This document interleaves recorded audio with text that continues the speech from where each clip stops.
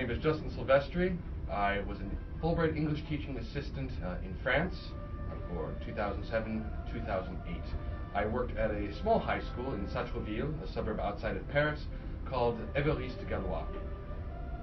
During my grant period, I spent a great deal of time working alongside students. I worked roughly about 12 hours a week with these students in the classroom, and we did a variety of exercises ranging from conversational skills to having them do listening exercises, particularly with American film and music.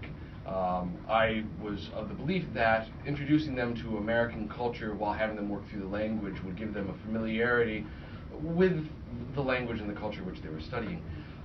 In regards to other activities which I participated in, I was a part of the local theater troupe with the Théâtre de Tilleul, which was very much fun. I participated in a small performance at the Théâtre de Tilleul in Paris, in which we performed monologues of Raymond DeVos, a famous French comedian.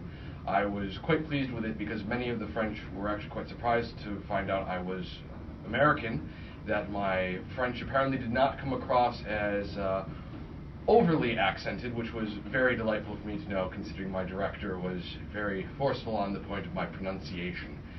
Other things that I did with my students, I gave them a small presentation on the Civil War and the causes of it, and I had them do a Jeopardy game at the end of this presentation, which I had them reenact the Battle of Gettysburg. I would present them with the various tactical decisions that the generals on both sides had to make, and depending on their answers, we could determine whether or not the North or the South would win the war. In regards to my decision to return to France, I had studied there in 2005 as part of a study abroad program with the University of Rennes in Brittany, and I really had fallen in love with the people, with the culture, and I knew that, if anything, I wanted to go back.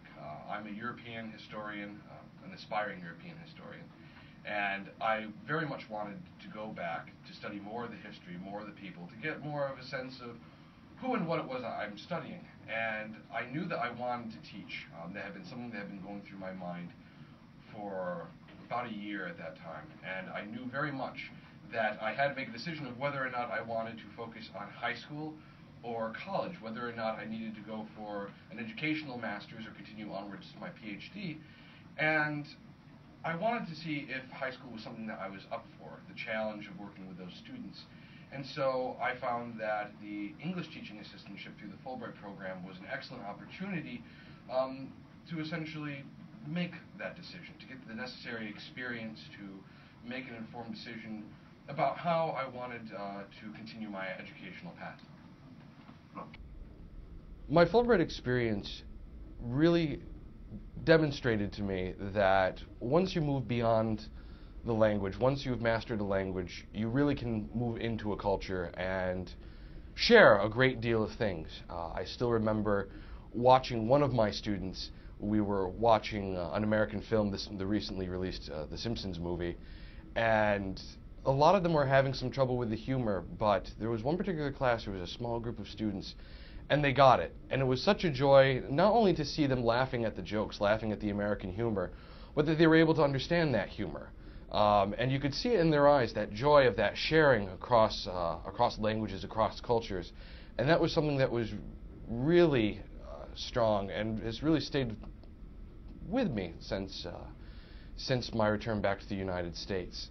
One of my favorite moments of cultural exchange was during Carnival, or Mardi Gras, essentially, in France. And the school that I was at had decided they were going to allow the students and faculty to wear costumes. And I decided to be a little bit cheeky, and I decided that I wanted to come as Napoleon. I thought there would be nothing more ironic than an American Napoleon walking through the school. And when I arrived on campus, I found that the principal, the director, had essentially dressed up as a cowboy, as Lucky Luke, a famous comic character in France. And so one of my favorite pictures that I have throughout the entire trip is me and the principal, the French cowboy and the American Napoleon, standing right next to each other. And it was really an interesting experience to see that sort of exchange. For anyone who's interested in beginning an application for the Fulbright program, I would recommend start early, and not as in start writing up your proposal early, but start to explore the various programs that are available to you in a specific country. What will perhaps interest you the most, what would serve your individual talents the best. And then moving on from there, I would have to say, during the application process, be honest about yourself.